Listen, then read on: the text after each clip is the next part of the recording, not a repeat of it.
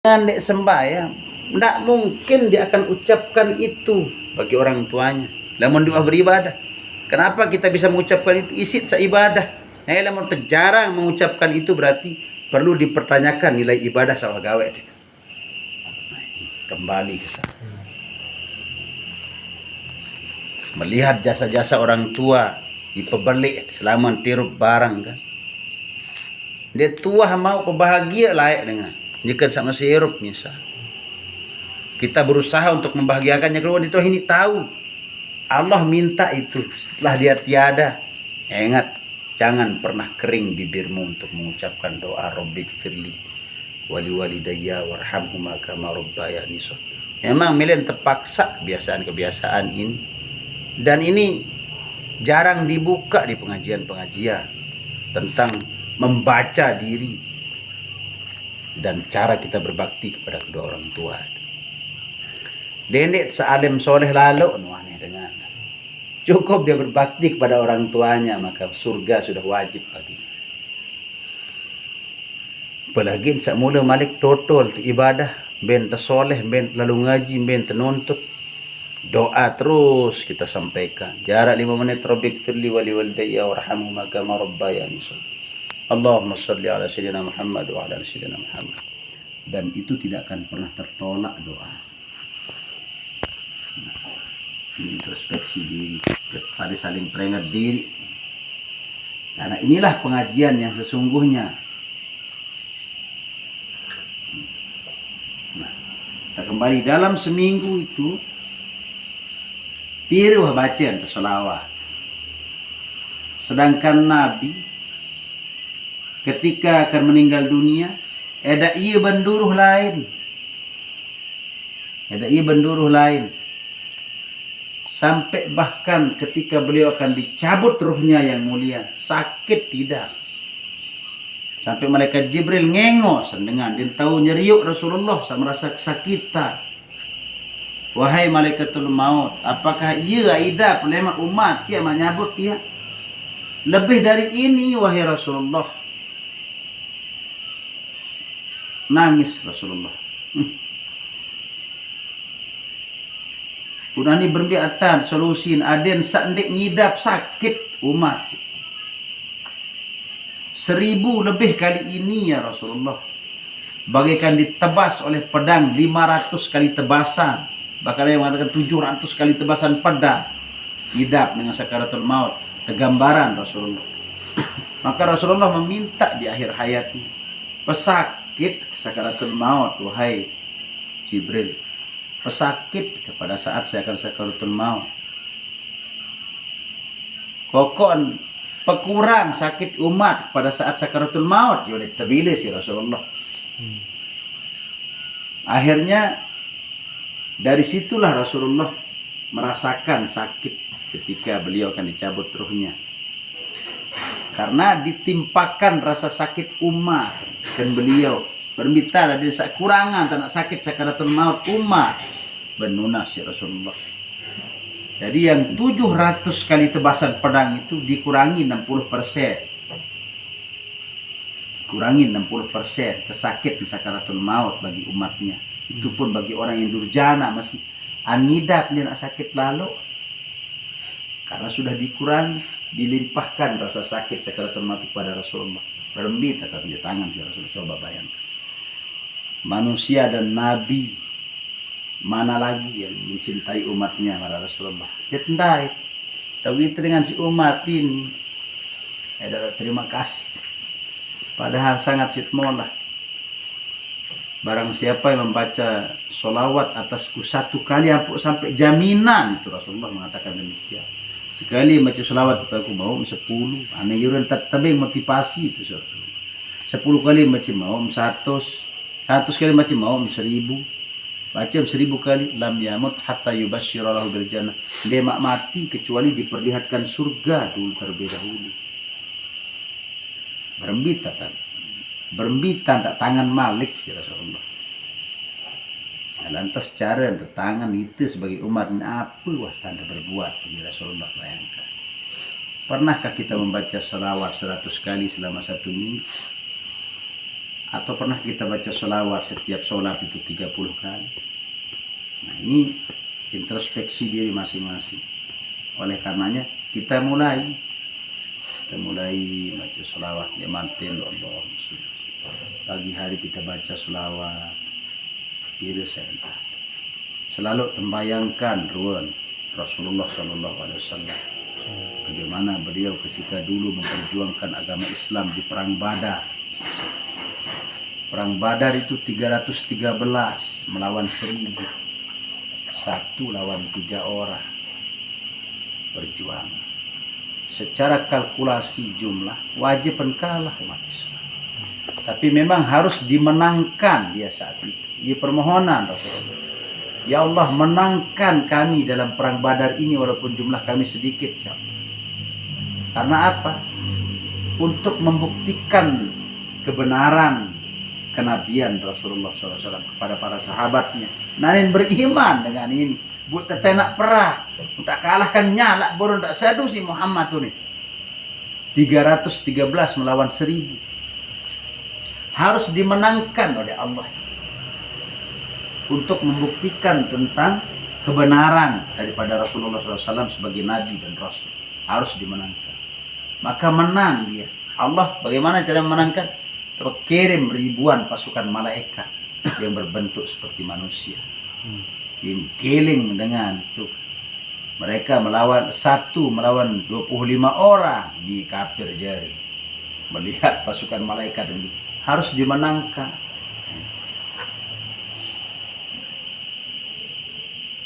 Balas dendam mereka karena kalah. Terjadi perang Uhud. Perang Uhud ini adalah pembalasan dendam perang Badar karena mereka kalah oleh umat Islam. Di situ banyak korban, termasuk Sayyidina Hamzah, pamannya beliau. Dan yang memang sudah ada sayembara siapa yang bisa membunuh Hamzah, membawa kepalanya, hidup ataupun mati, Yonin Hindun, maka kami akan berikan emas yang begitu banyak dan sekian ratus ekor onta. Dan apabila dia menjadi budak, kami akan merdekakan. Tampil Wahsi, seorang budak yang pandai memanah dan pandai menombak dan Peter perang Uhud. Hamzah doa singa padang pasir dengan Hamzah. Libas doang selaput si Hamzah. Dia pamannya Rasulullah, paling ngangan Rasulullah itu. Yang biji itu bat terus apa atas kemaluan tombak tembus Hamzah. Mentutan masih tahu ngelawan, akhirnya terkapar Hamzah berlumuran darah dan kalah. Ya, Rasulullah berlari ke Gunung Uhud karena peristiwa yang menyebabkan kekalahan. Pasukan pemanah jatun apapun yang terjadi di bawah, kata Rasulullah instruksinya. Lalu dipelai dengan Quraisy itu. Dikalah. Milun ton niaran dengan kubawa memperebutkan ganimah harta rampasan perang. Nyala tidak bahon ton selapu dia terlepas panah itu. Maka Khalid bin Walid waktu itu masih kafir dengan mengitari gunung Uhud itu, dan dia naik ke atas dan mana karing itu ada bis terus pasukan situ. Rasulullah banyak terluka, tapi pageran tergigit kan pecah gigi, dan sangkai punya tamu sebagai besi, rantai besi. Nah, itu. Tapi kemudian mampu mengembalikan kembali itu. Baru diketahui di situ Hamzah sudah meninggal dunia. Koyak-koyak pada jantung Hamzah, tanget terus.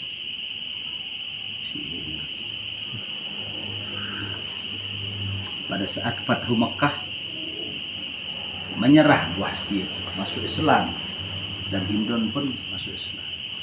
dunia basar Rasulullah adik menerima tamu Islam lu dekat bongenga dekat milingenga sisi kemanusiaan Rasulullah muncul sak mentulah tanggawe tua sak mentulah tanggawe pama adik tamu Islam dekat tongenga dekat milih bedait bega hindun ke wahsiku juga sampai akhir hayat tidak pernah bertemu dengan Hindun.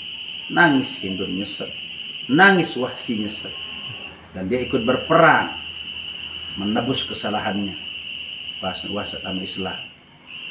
Lagu ini milih tengah si Rasulullah. Mentulur teman gawe tua, pemnyacak jamak terus bempadengakan jantung. Dekat milih bedait kanci Wahsi kanci Hindun biasa. Sisi kemanusiaan. Nah, itu perjuangan Rasulullah untuk umatnya. Itu dengan ini mulai dari nani. Perbanyak aja sholawat. Wah jelas dengan yusahilu a'marohu akan dimudahkan segala urusannya orang yang selalu baca sholawat. Yunawiru qulubahu dan akan diterangi hatinya. Yuwasi'u arzaqahu dan akan diluaskan rezekinya. Itu manfaat sholawat. Kita banyak baca sholawat. Tasbih tegal nak tasbih ngitung atau iya bos. Kelangan motor iya besit anu zikir kan motor sholawat doang. Karena dia paling utama dengan sholawat. Zikir yang paling utama sholawat. Semakin banyak kita membaca sholawat, semakin Allah akan menurunkan sesuatu yang memang kita tidak pernah duga-duga. Sholawat terangi hati kita. Galau-galau banyak pikiran di sholawat. Allahumma sholli ala sayyidina Muhammad wa ala alihi wa sahbihi wa barik wa sallim. Allahumma sholli ala sayyidina Muhammad wa ala ali sayyidina Muhammad. Pemontor misal tolok mataram piru bacaan selawat. Tidak usahlah kita hitung-hitung piran kan. Yang jelas semakin banyak kita membaca selawat maka wabi terjanji insyaallah taala dengan lam yamut hatta yubasysyira lahu bil jannah. Orang itu tidak akan meninggal dunia kecuali dia diperlihatkan surga. Berbicara nih cemas cengeng dengan perisa surga ketika dia akan meninggal dunia. Rahasianya dia mudah dan murah sebab itu kan dia tuh ngaji masalah dia buka hal-hal yang seperti ini.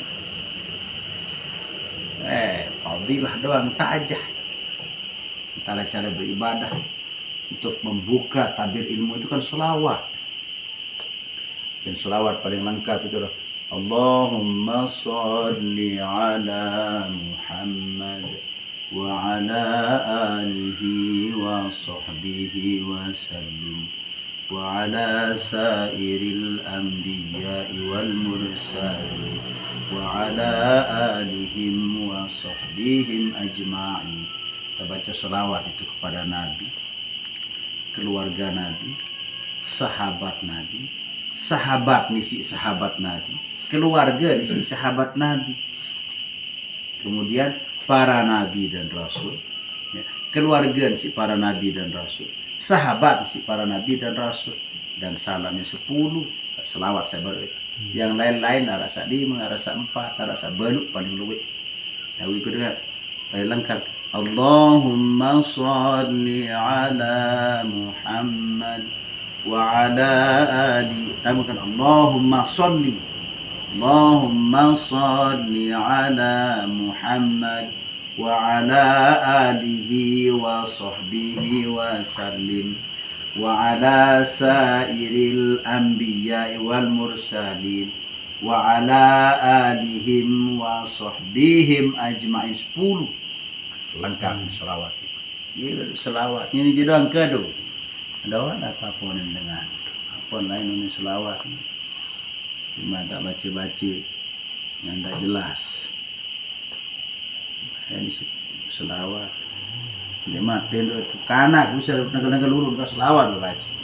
Allahumma sholli ala Muhammad. Anda ada ayat itu. Tiap baca selawat 10 kali. Beng terus. Iya bisa penyampai itu milingnya nama itu. Para inan laut. Ya belon milingnya nama ya. Manu sih buat terakuah khusus. Cerdas orangnya. Aja apa teman tak lalu. banyak dokter ada cerdas itu jadi dokter anak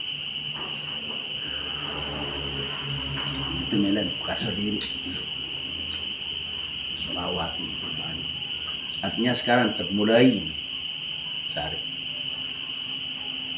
dalam seminggu ini bergeratan dia bau nakar diri kiri-kiri bel luean waktu tersak 24 jam kali 7 itu kita gunakan untuk lebih taat kepada Allah Ta'ala, atau justru kita lebih bermaksiat kepada Allah Ta'ala, atau tengah-tengah taat ndek bermaksiat ndek tengah-tengah taat. Seharusnya kan harus nani berprinsip bahwa dalam 24 jam dalam satu hari satu malam itu harus lebih taat kepada Allah daripada bermaksiat kepada Allah. Harus kita isi waktu-waktu luang itu dengan banyak membaca salawat dan zikir. Mulai malam ini kita baca diri lawan ke malam. Wah ndek tinduk sendiri mah tinduk itu baca salawat 100 kali. Wah ndek baca tasbih tu 13 kali. Wah ndek baca alhamdulillah tu 13 kali. Wah ndek baca takbir 13 4 kali. Selama itu. Sebab umur ini dengan ndek mesti harus tahu ndek mesti sakit. Itu masalah. Kan semang tali embi nunas kenal ta'ala surga baik. Padahal jelas iyyaka na'budu padamu ya Allah kami menyembah, wa iyyaka nasta'in dan hanya kepadamu kami memohon pertolongan. Duit tak nyembah dulu lewat zikir, lewat sholat sunat rawatib ini terus baru bisa mengende. Ini pengende 3 meter dan sholat aja pokok berkewajiban zikir tidak ngende yang kepanggal 5 kemari aden balance sesuai seimbang nilai ibadah kan sih pengintip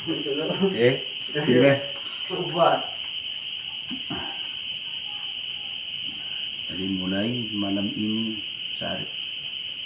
harus tekad niat memang perbaiki diri itu. Saya diperbaiki perbaiki sedangkan mustahil amtu cap iya. Nah, nani lamun tuah berpatokan kepada ibadah, maka bernaon diri biruan kualitas ibadah. Maka untuk memperbaiki kualitas ibadah di situ tuh banyak berzikir, banyak bersolawat. Enggak nah jadi modal dengan solawat ini untuk mengimbangi ruang kualitas ibadah kesak pokok sak gawe itu.